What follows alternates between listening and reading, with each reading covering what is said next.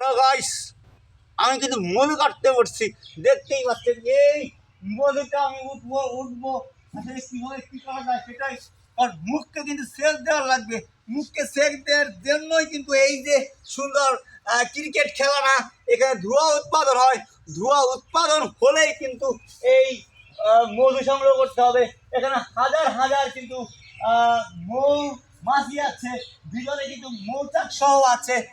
যারা মধু চাচ্ছেন, মধু পাচ্ছেন, তারা কিন্তু একটু ভেবে দেখবেন যে মধু সংগ্রহ করা কতটা কঠিন মনে হয়। এটা আমার এই নাটক না, আমরা সব সময় কিন্তু আপনাদের সাথেই থাকি আর বিভিন্ন বাংলাদেশের বিভিন্ন গ্রাম অঞ্চল দেখাই।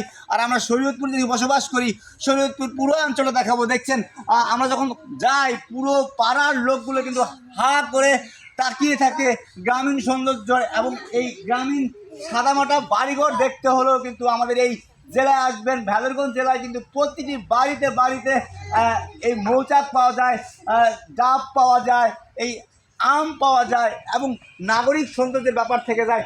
পদ্মা নদীর যেই ইলিশ মাছ জালও কিন্তু পাচ্ছি। পুরো গ্রামটাই আপনাদেরকে দেখাচ্ছি আর সব সময় সাথে আছি অন্য কোনো ভিডিও থেকে, অন্য কোনো ব্লগ থেকে, অন্য কোনো আয়োজনে। আজ এ পর্যন্তই মধুর বাসা থেকে।